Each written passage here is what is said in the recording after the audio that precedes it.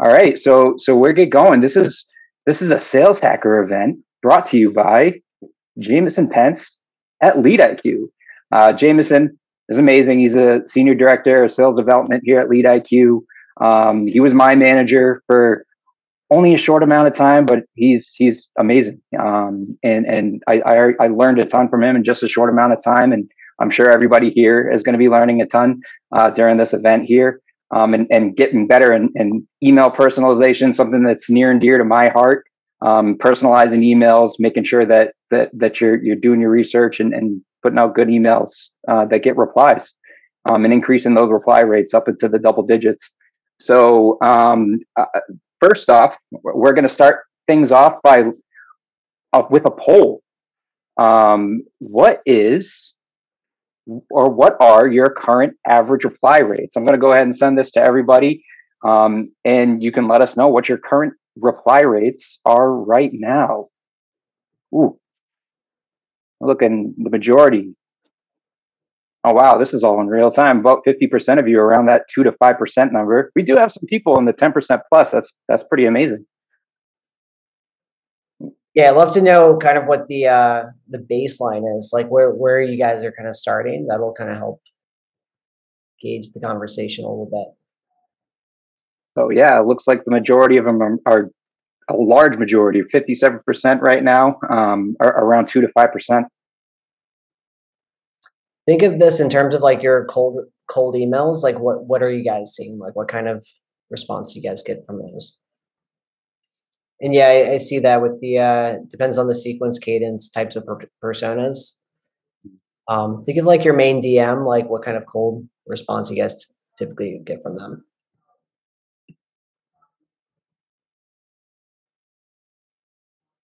Do you see these numbers, Jameson? We got around 56%, 2 to 5%. Second place, under 2%. That's got to be tough. We got to make sure.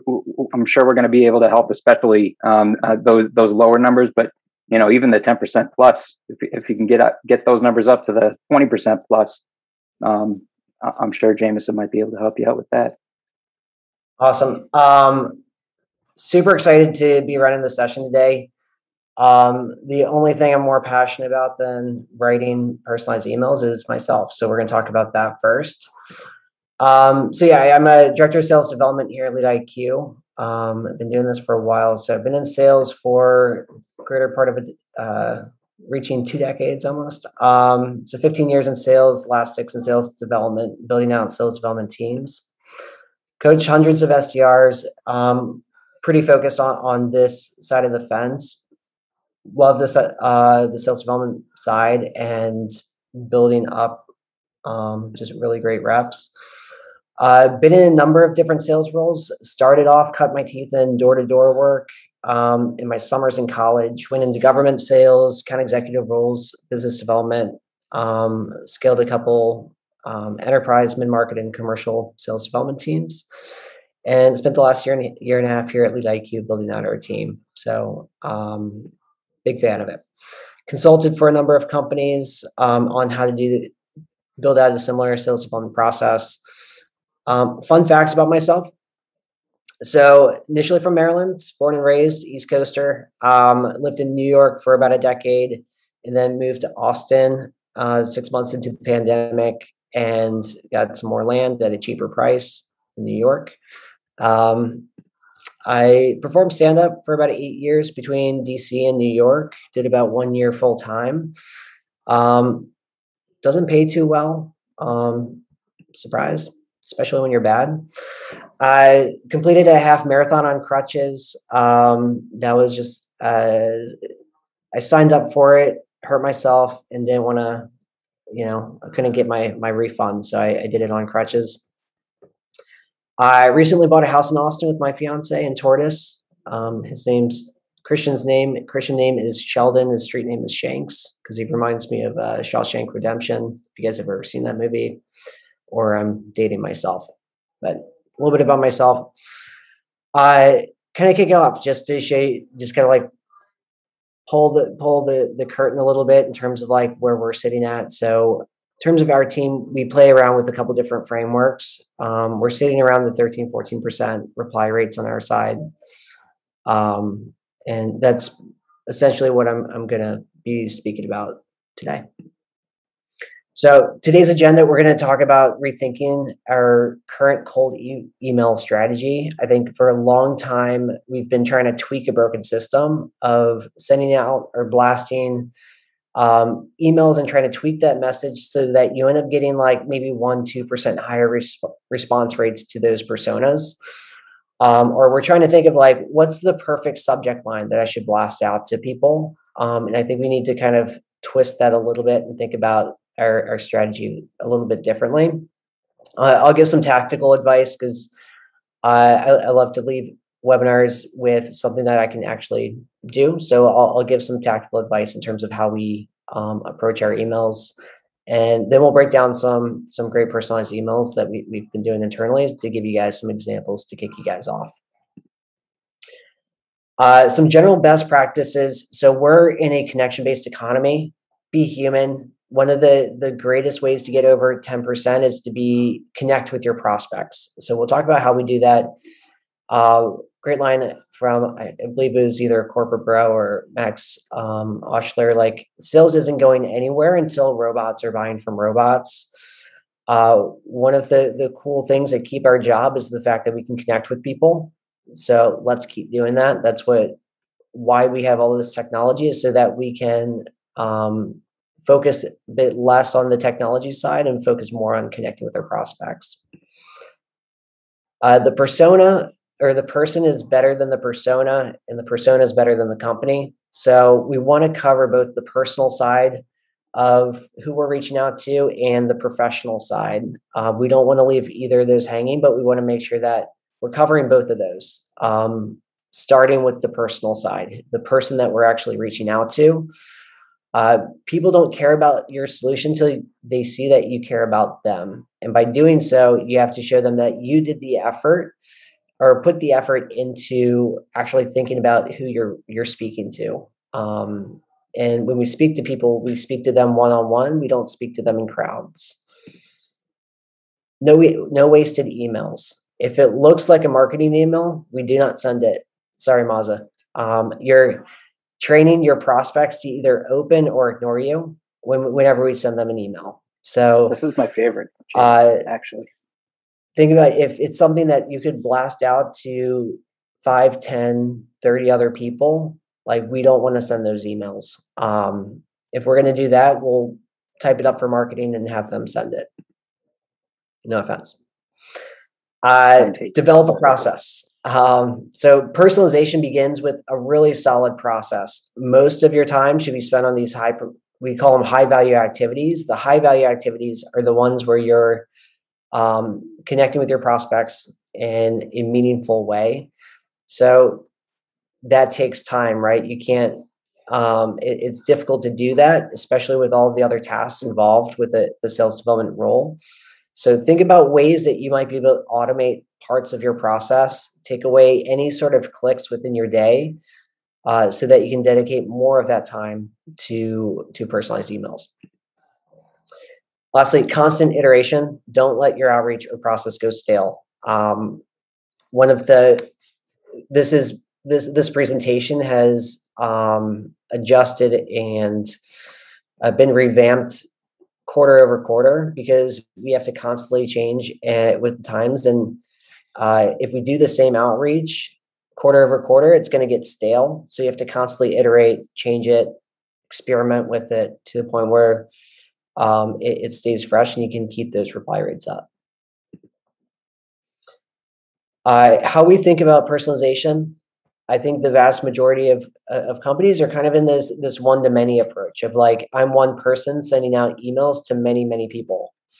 They heavily rely on dynamic tags where it's like, hi, name, I noticed you're at company, saw your title, and it's a number of like just templated emails that you can blast out to a number of people, and you try to just revamp those to get that 1 or 2% higher response rates on them. A lot of times it's baked into a sequence where you can either auto send it. It doesn't take any brain power to click send. These destroy your email sender reputation, first and foremost, and it hurts your company brand. So your email sender reputation, if you guys are hurting that, basically it's the propensity of your emails to actually reach your prospects. If they're not going to reach your prospects, then your reply rates are going to get burnt anyways. So anytime you guys blast emails out to people, you guys are hurting your email sender reputation. So I would typically advise against it.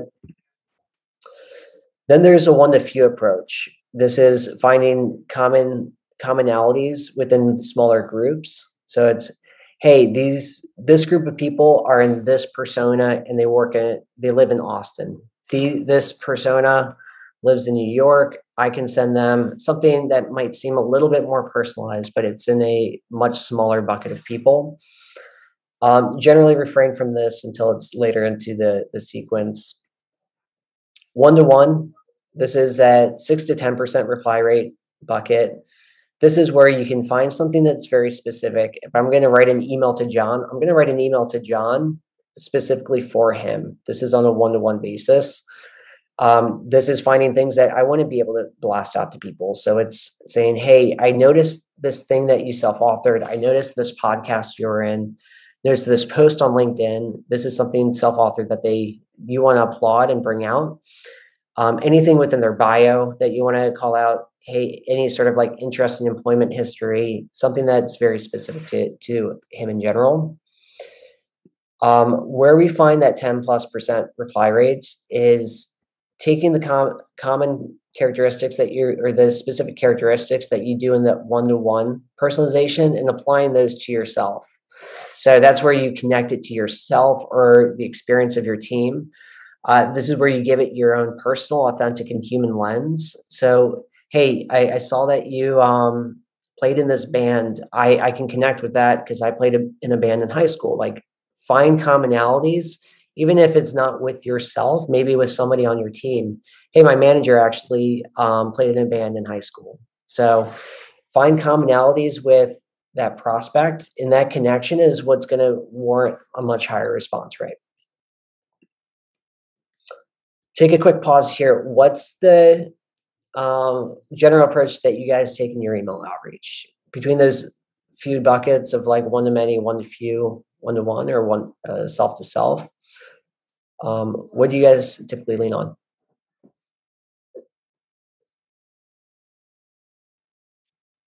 Yeah, it looks like the many and few are fighting for the number one spot right now.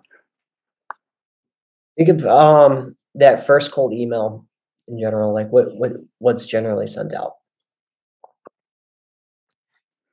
Yeah, it doesn't look like many people are doing the one to self.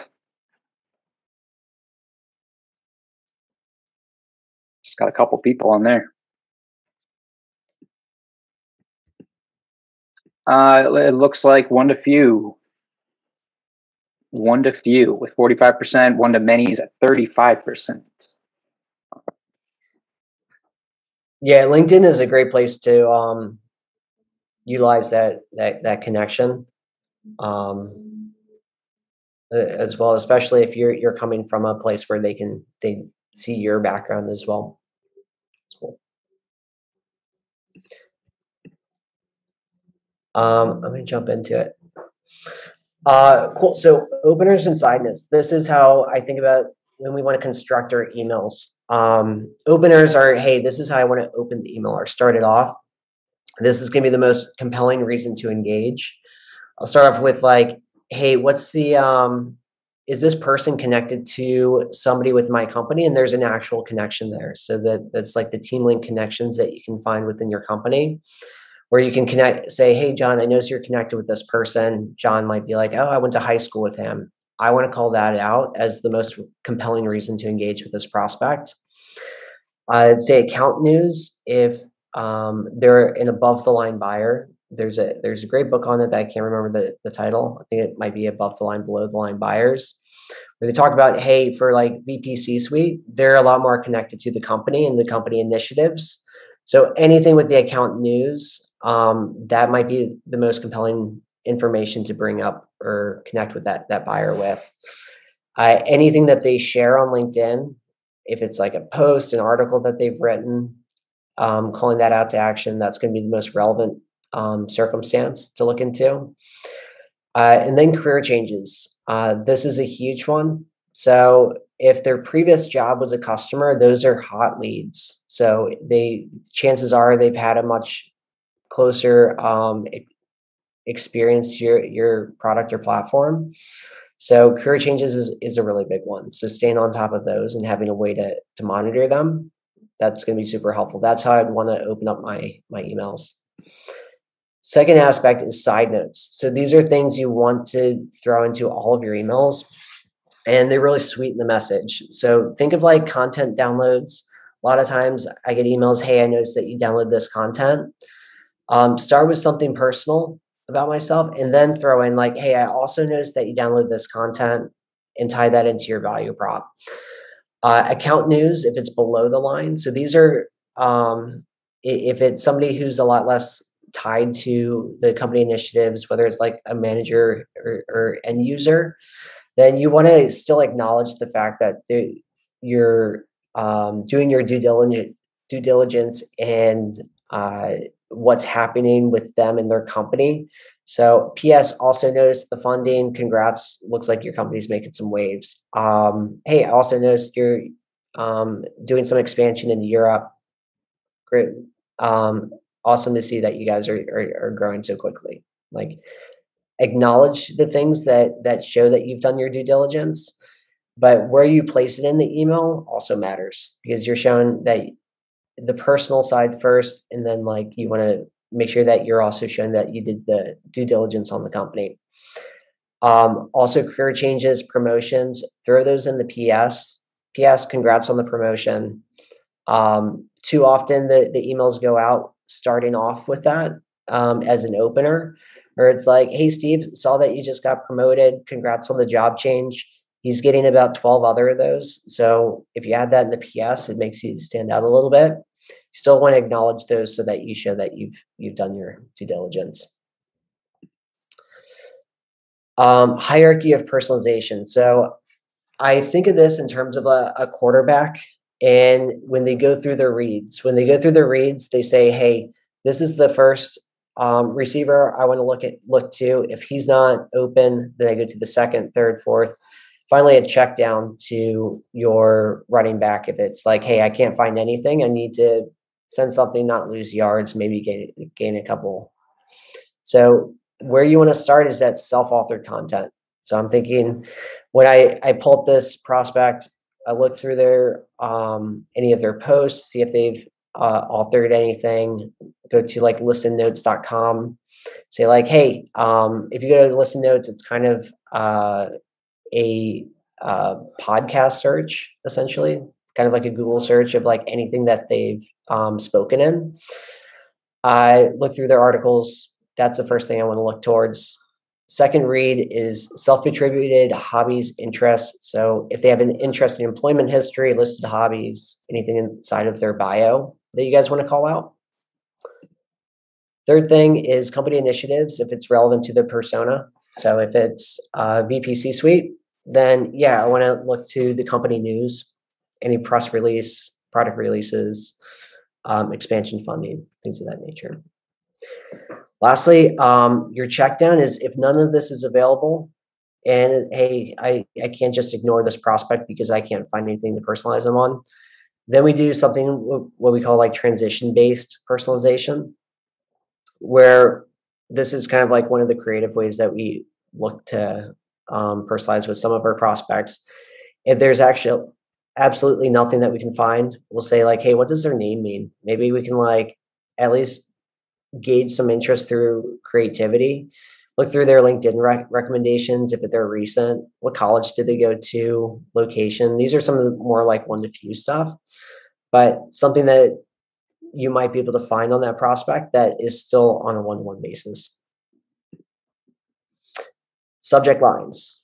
So a lot of times I get people reach out to me and say, hey, what subject line converts the best for you guys?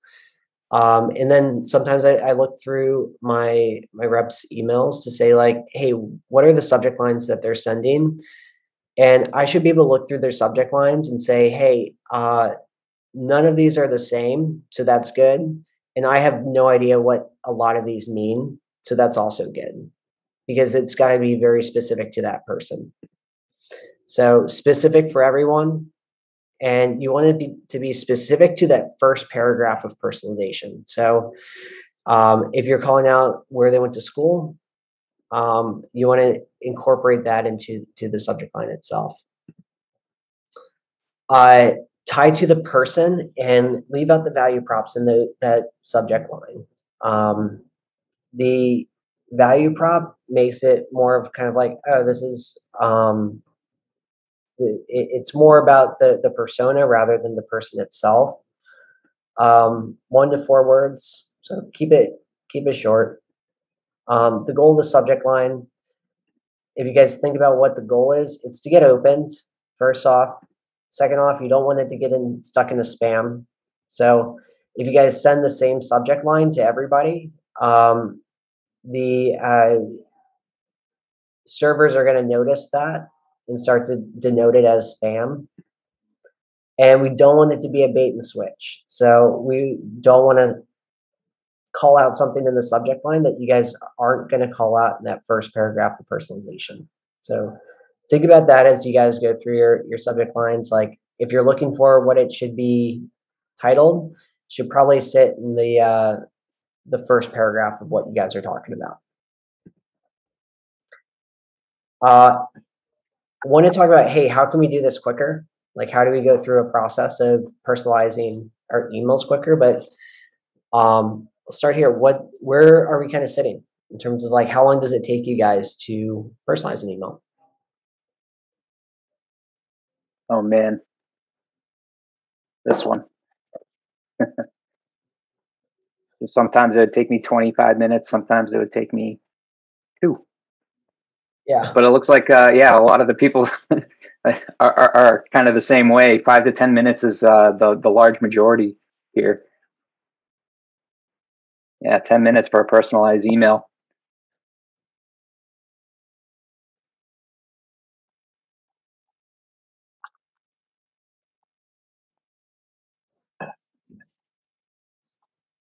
Kind of all over the board here, 5 to 10 minutes. Cool. Mm-hmm. I start with a framework.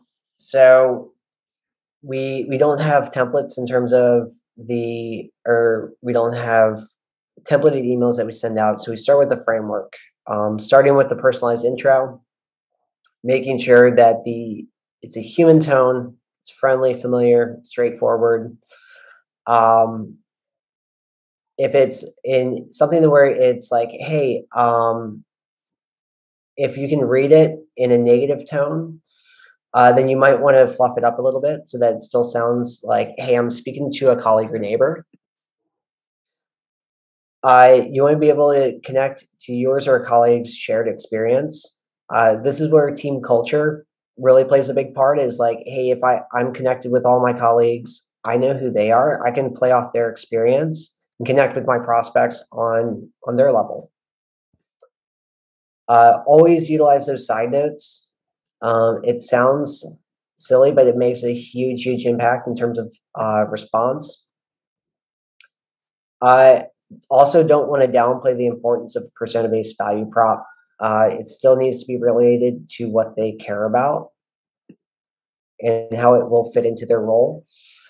And just a small thing in terms of structure of your email, they call it like an F-shaped structure, where the first paragraph is the longest, second paragraph is a little bit shorter, and then the CTA is the shortest. General reason for it is, I don't remember where I heard it, but they did a study where how folks read emails. They start at 2 o'clock at the end of the first paragraph. They go down to 12 o'clock and ask, like, what does this person want? Then they go to the value prop itself, because the first thing they're asking is, who is this person? So they're reading your personalized paragraph first. Then they go down to, what do they want? in the CTA. And then the last thing that they do is they look at the value prop. So think about how your emails are structured to make sure that you guys are putting more emphasis in terms of like the personalized paragraph in the beginning. This is the step-by-step process we go through. Is step one, we go through the reads. We start with that hierarchy of personalization. We get right out that personalized intro. Then have like a clever transition to tie that personalization into our industry or value prop. So we'll talk about clever transitions in a minute. We'll insert a persona-based value prop, add a CTA, and then insert those side notes.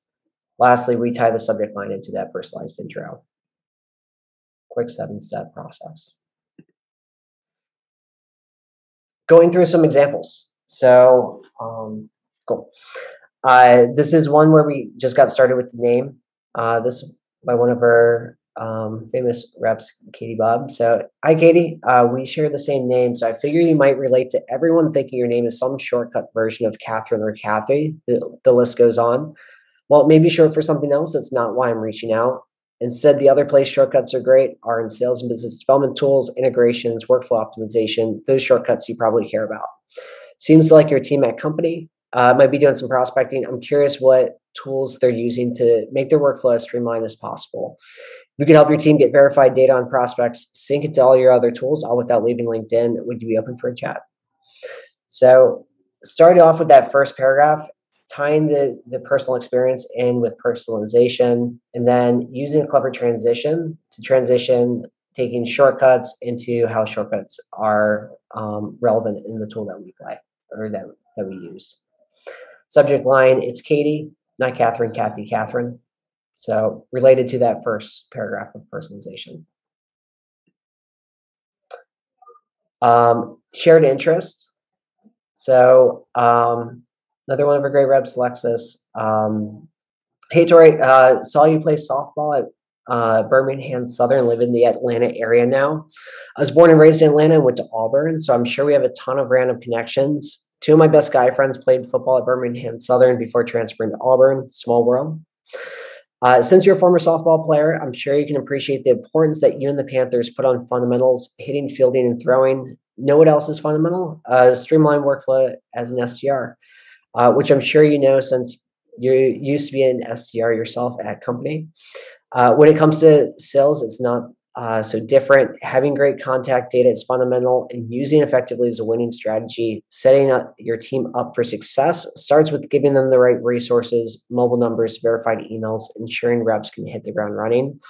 Any chance I can grab 20 minutes of your time next week to unpack how leaders like yourself can partner with LeadIQ to knock more opportunities out of the park. Talk soon, Alexis. P.S. I'm sure you're as excited about the World Series turnout as I am. Go Braves. So a couple of cool things that she did. So again, tied that personalized intro to herself. How can she connect to this? Oh, she went to Auburn, might have some random connections, has a perspective being it's a small world, had that clever transition. And cool thing that she did was she tied the theme of this email from the beginning to the end. So that it flowed well. You want it to be not just something that you're hitting on in the beginning, but something that you can hit on all throughout the email. Persona-based value prop, and then used a distant circumstance to include as a side note. Subject, simple, Panther softball.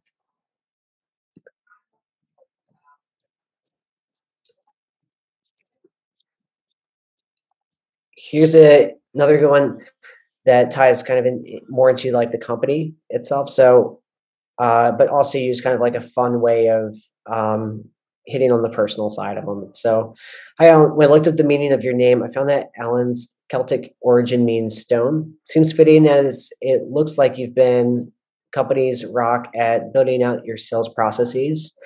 Also in the theme of stones, as you know, your business development reps are your rocks to pipeline. As I was reading company's latest 10K report, this piece stuck out to me. Our future success will depend in large part upon our ability to attract and retain sales personnel. Prospecting, as you know, can be the most grueling part of a sales rep's day, which can cause high turnover and burnout. Lead IQ allows your reps to rock quota out of the water with a stone cold workflow and rock solid contact data. We'd be open to learning more. So good job flowing kind of like from the very beginning to the end of that theme. Clever transition that they flowed all the way throughout, using 10Ks as a way of tying to the company as well. See the next one. That's it. Cool. Any questions? I think I see some in the. Yep. Yeah. So we have one from an anonymous attendee. What are your thoughts on using this sort of personalization and follow-up after a meeting, or best practices there? After like an account executive meeting, I assume after they've gone through like a demo. Yeah, I'm going to go after a demo or after a first introductory meeting. After the introductory meeting, I'd hit a lot more in terms of like the company and how it relates to them, their role, the value. The only caveat I'd say is if they go dark, hitting on the personal side is a great way of getting attention to show them that, hey, I'm putting in the effort here to say, hey, I'm doing my due diligence. I'm putting in some effort into reaching out to you. Now that I've got your attention, is it relevant? Is kind of where you hit on the professional side. So after a follow-up meeting, if they go dark, I think that's a great way of getting their attention. But I would hit it a lot more towards like how your product fits into their company and their value. And somebody asked, Sharon asked, what is a side note again? So if you could elaborate on the side note piece, I think that's super important. I know having that additional information usually worked quite a bit. Yeah. So the side note portion is saying, hey, P.S. Congrats on the recent funding. P.S. Congrats on the promotion. Things that are a bit more distant to your prospects, say they're connected to somebody who wrote a case study for you. They probably don't, your prospect probably doesn't know that person, but you can probably say, hey, I also noticed that you're connected to this person who wrote a case study for us. Not where you want to open the message. So it's more of like a distant connection there. Or if you're making like some sort of assumed connection, those are things that you want to include in the message, but you don't want to open them up with that information. And what's your take on having a message or an email being the size of a phone screen? What do you think about that? I would say I would say the content's more important than, as long as you're breaking it up and the paragraphs aren't just block text. I think that's more important. Yeah, I definitely agree with that. Are you going to be sharing the slide deck to this too? I think we can, right? Yeah, I'll share it. Why not? And we had somebody asking, how is this scalable? One, through a process. So taking away any sort of like low value activities. So if the vast majority of your time should be spent doing personalization. And it's kind of like a non-answer in a sense. There are quicker ways to do it. I'm probably going to talk about that in a future podcast or webinar. So keep an eye out for that. But for the most part, a strong process, anything that you can take off of your plate so that you can focus on this and make this the vast majority of your day. I think that's super important. I have a question myself too. What do you think is the absolute maximum you should spend on writing a personalized email? I mean, I would still be fine with if you do.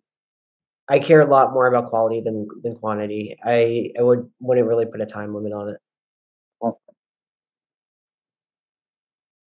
if somebody does spend 8 hours on it, I'm going to be upset. But you want to do one more question? I think this is actually a good question too. Like a second follow-up email after somebody doesn't respond to your first email. Yeah, what's like the follow-up? Yeah, what does that look like? Or a little bit more into that. Yeah, I'm pretty sure I'm gonna be speaking about what a personalized cadence looks like or sequence next week. But yeah, I would highly encourage like a short personalized bump up, which I can run through, but essentially a short personalized bump up. You want to squeeze as much out of that first email as possible. So that first email, you put all of that effort into it. So that bump up should still show a little bit of personalization, still utilize your side note. But you want to squeeze as much out of it as possible. So your bump up isn't just like thoughts or any thoughts or anything like that. You mentioned a secondary piece of information like a side note. Yeah. The bump up should include a side note, but also it includes some sort of like value for the prospect to let them know, like, hey, this is still relevant. Let me know if this is still relevant. Let me know your thoughts on my previous email. Um, because you want to point more arrows towards that first email, um, to get the most juice out of it as possible. One question I want to acknowledge too, like how do you avoid making it awkward? Like where would you look to for this type of information, like the prospect liking softball, for example? The the information that you utilize in your personalization, if you tie it to yourself, then you're letting them know the reason as to like why you're using that information.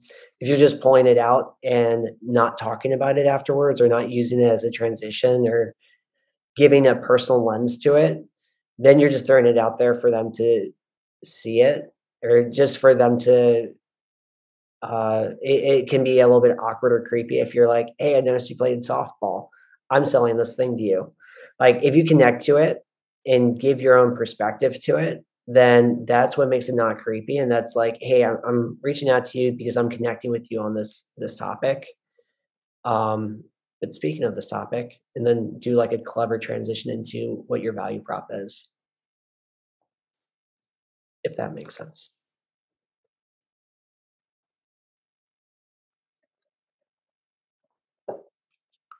See, and we have on the one to few approach. Where do you stand with doing search on the accounts rather than personas? Do you think this could bring also good reply rates? How do I feel Oh, about research on the accounts other than persona. So talking more about the company other than the title that you're reaching out to. if it's an above the line buyer, um, where it's like a VP or C suite, then yeah, hit on the company. Their ego is much more tied to the company outcomes. So I would recommend that. Um, but it depends on their title and what they care about. And so once you're sending a whole bunch of emails to somebody and they're still responsive, what would you say is the best strategy to put somebody who's already made it through a good chunk of your sequence? I wouldn't stop sending personalized emails to them. If it's somebody that you actually want to speak with, I would still send all of my emails to be one to one. Chances are, I mean, they could have not seen it. If they haven't seen it, then I would recycle it into a LinkedIn message. LinkedIn is a phenomenal tool to make sure that people actually see the personalized emails that you guys put out.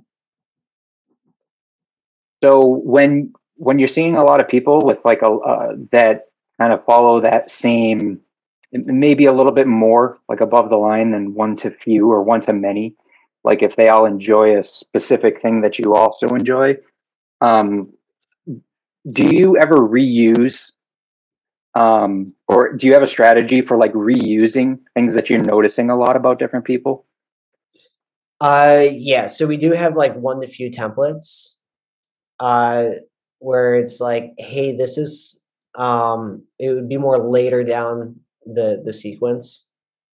We want to connect with somebody in make sure all of our emails that we send out are going to be speaking to that person. So the one to few approach is something that if it's like later in the sequence.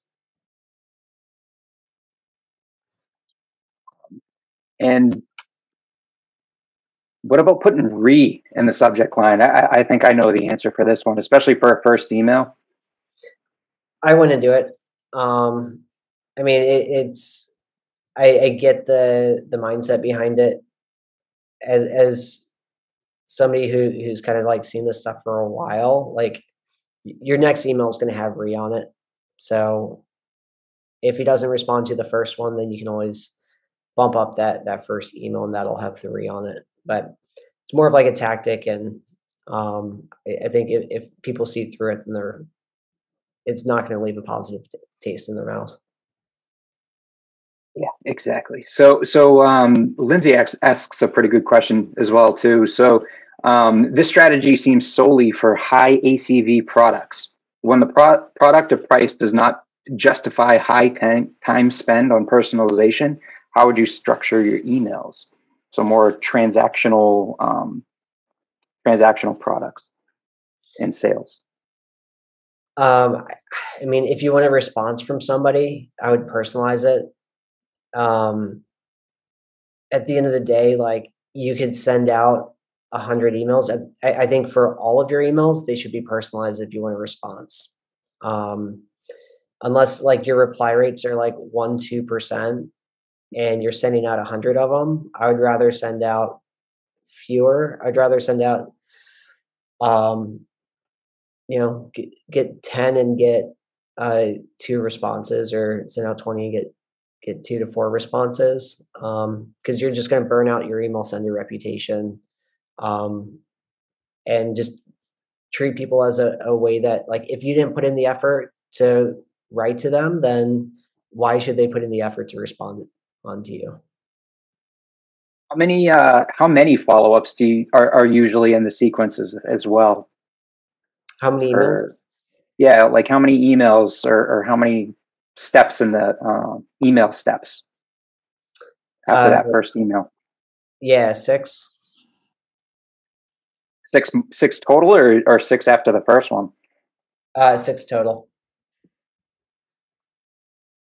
And every one of those is personalized too. Yeah, the there would be 3 very personalized ones and bump ups to Hmm. follow. So I wouldn't thread past the second email for any of them, but the first email in that thread should be very personalized. Um, Alex asked, "Do you have examples of what any of those emails look like? Like a bump up email or that?" Not in this presentation. Yeah, I can show some of those bump ups in the um, when we go through like a sequence webinar. Awesome. Do we have any more questions in the audience here? You see, we went through quite a bit of them. To the one question there about sending attachments in the first email, I wouldn't. Any attachments or links, I would leave out, because it lowers the propensity of it reaching the prospects. Generally gets stuck in spam filters. Attachments would be more so if like you already have an active conversation with the prospect. And while you're doing that, are you like using a multi-channel approach at the same time too? Are we still emailing, sending LinkedIn messages, things like that? Yeah, so always use LinkedIn. Yeah, utilizing LinkedIn to point to your email, like, hey, I'm about to send you a highly personalized email. Would love to stay connected. Let me know your thoughts. What about if you don't get somebody on the phone? Are you pointing them to email and you in a voicemail? Are you not worrying about a voicemail? Are you trying to get them on the phone? Yeah, find out what like your best touch is. If you have like a really good email that you just sent, if you have a really good email that you just sent, you want more arrows pointed towards it. So if you can loop them into that from your email, or loop that into that from your voicemail, that's a phenomenal approach. And I know I love using video and prospecting. And Parker asked, how do you feel about video messages, like recording a vidyard video that is personalized? I would say it depends on the industry. I think I haven't seen as much success out of it. I'm sure it has its place, and it's not something I think I feel confident enough to like give a really good opinion on. Mm-hmm. Um, but I think for video in a playbook makes a lot of sense. It just depends on which playbook you're using for and for which industry. And do you ever, like, say somebody makes it through your sequence, do you ever close out that lead altogether? If they're just totally unresponsive, or do you do something else with them later on? Yeah, so we break up our sequences into different phases. So our phase one sequence is kind of that initial outreach. Phase two is either a nurture, like a sales nurture sequence, or a call blitz sequence. So if they finish the sequence, then they're going to go into like most likely a call blitz sequence. Ooh, Rebecca asked a good question too. How often, not like how many, but how often are you reaching out to somebody if they're unresponsive? If they're unresponsive, Yeah, like space in between reaching out in emails. oh, space in between of like between that first and second email, Yeah, email. second to third, third to fourth. Yeah, so 2 days after that first email, we'll send them the bump up. Then it's probably about like 4 or 5 days. I'd have to look at the sequence before that next personalized email comes. Um, when doing account-based sales, reaching out to several contacts or reaching out to several contacts at a company, do you tie them all together? So if you're reaching out to more than one contact inside of a company, do you tie them together in your personalization? Do you ever, like CC multiple people on there, or at least mention them? Wouldn't CC. I would probably mention if it's like, hey, I'm let me know if we're not genuinely not sure if this is the right person to reach out to. We might ask them like, hey, let me know if this person or this person are better to reach out to about something regarding your sales tech stack. Otherwise, like unless you've spoken with them and have their permission, I wouldn't mention that or CC them.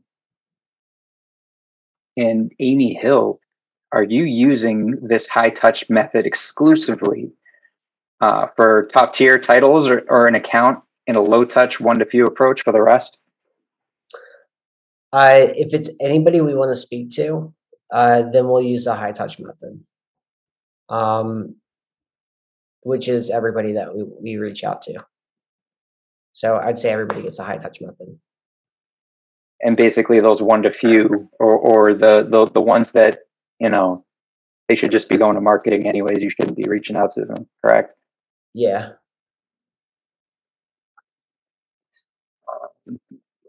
Few repeat questions. How your nurturing sequence look like, and how long do you keep them there for? So the nurturing sequence, are those shorter than the sequences before? The nurture sequences. Yes. It's mostly like a call blitz. So it'd stay in a call blitz for and the nurture sequences, those are more so handled by marketing. So that's that one to many approach to say like, hey, I did my best with them. But it's somebody that if it's somebody we want to speak to, we'll throw them back in there once that's done being nurtured. But we'll put them in a call blitz ourselves and stay in there for at least a month. And I've seen these popping up. What are your experiences with AI-driven email platforms for personalized emails to your ICP? Do you think they're good or not good? I haven't seen any that do a great job at it. Externally, like I haven't seen like any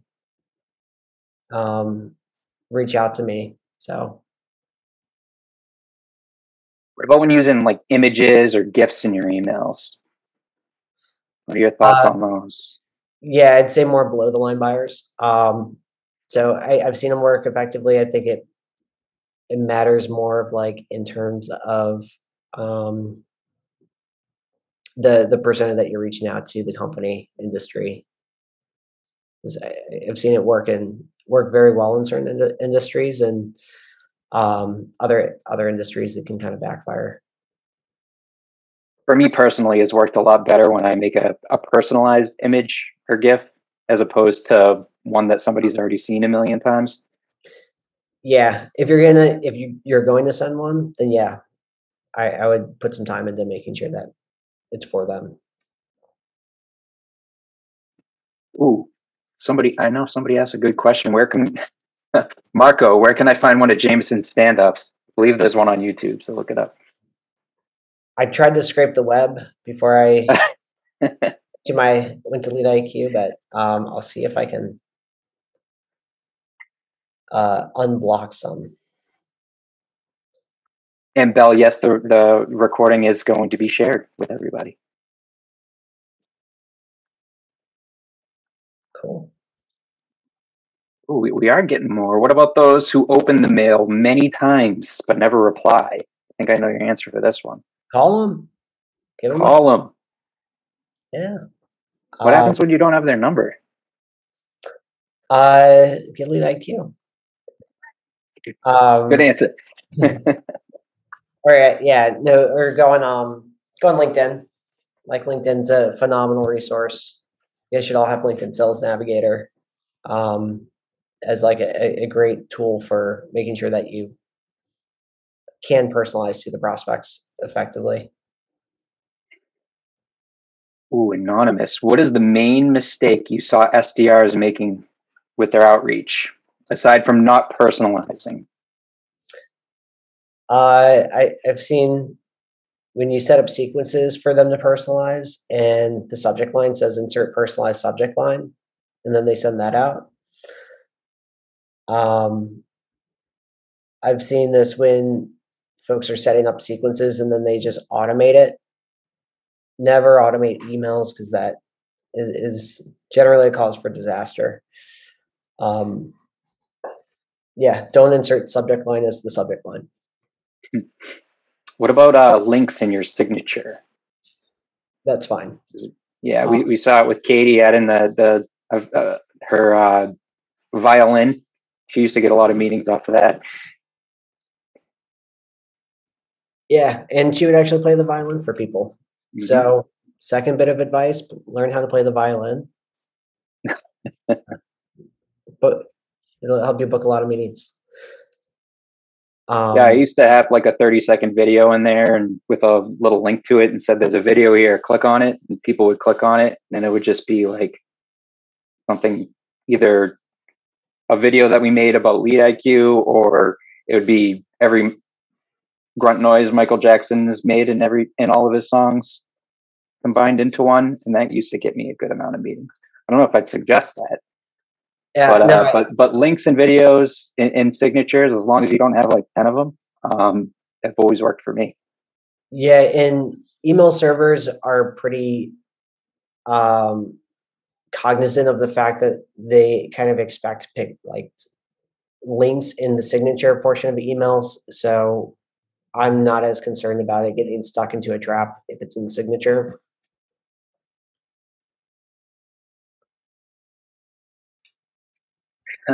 So I'm not sure what a semi-automated sequence is, but anonymous, if you might be able to elaborate on that. But if you don't I don't know what a semi-automated sequence is.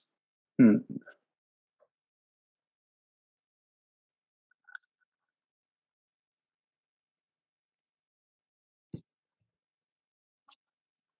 assuming it might be like, hey, is the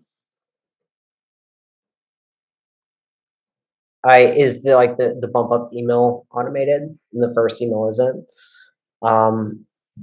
I'd still say no, just because you want to add a little bit of personalization, that bump up and swell. So anything that goes out should have a personal touch to it. Yeah. And it looks like questions are slowing down. I think that's about it. Unless Cool. anybody else wants to throw one in last minute.